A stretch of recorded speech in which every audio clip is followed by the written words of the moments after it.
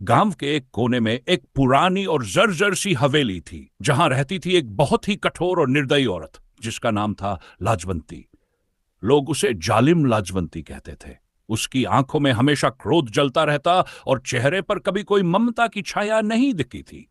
उसे बच्चों से, बूढ़ों से और जानवरों तक से हमदर्दी नहीं थी, लेकिन सबसे अधिक अत्याचार वह करती थी एक मासूम गूंगी लड़की पर जिसका नाम था चांदनी।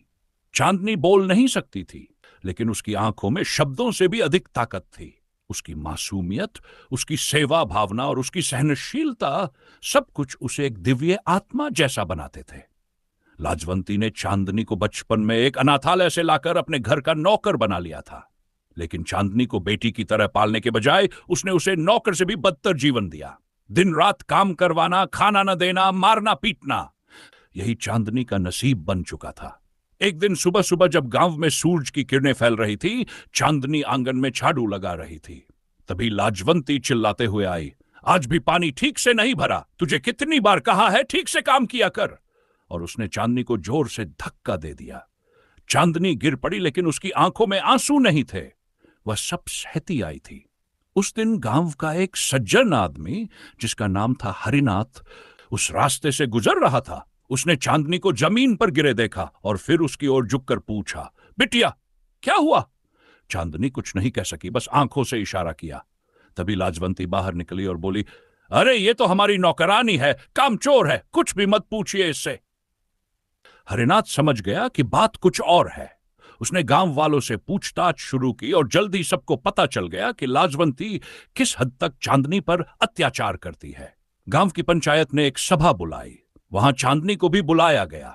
वह घबराई हुई आई, लेकिन उसकी आंखों में आज डर नहीं, एक उम्मीद की चमक थी।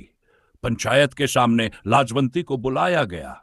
लोगों ने उससे सवाल पूछे और गांव के कुछ बच्चों और औरतों ने भी गवाही दी कि कैसे लाजवंती चांदनी को पीटती है, भूखा रखती है और इंसान की तरह नहीं बल्कि जानवर की तरह व्यवहार करती है।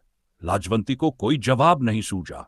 उसकी चालें सबके सामने उजागर हो चुकी थी। पंचायत ने निर्णय सुनाया, चांदनी अब इस जालिम औरत के साथ नहीं रहेगी। उसे गांव की देखरेख में रखा जाएगा और लाजवंती को पंचायत के नियमों के अनुसार दंड दिया जाएगा। अब चांदनी गांव के मंदिर के पास एक छोटी सी झोपड़ी में रहने लगी। गांव की एक दयालु महिला ने उसे गोद ले लिया। धीरे धीरे चांदनी को न सिर्फ अच्छा खाना और कपड़े मिले, बल्कि प्यार भी मिला। सबसे खास बात यह हुई कि गांव के एक बुजुर्ग शिक्षक ने चांदनी को सांकेतिक भाषा सिखानी शुरू की। अब वह अपनी भावनाएं बेहतर तरीके से व्यक्त कर पाती। समय बीतता गया और चांदनी गांव की प्रिय हो गई। वह बच्चों को अपनी तरह सांकेतिक भाषा सिखाती और सेवा कार्यों में भाग ली की सीख। किसी की कमजोरी का मजाक उड़ाना या उसका फायदा उठाना सबसे बड़ा पाप है। जो गूंगा है वह भी कुछ कह सकता है, बस हमें उसकी भाषा को समझने की कोशिश करनी चाहिए। जुल्म कभी नहीं टिकता और सच की हमेशा जीत होती है।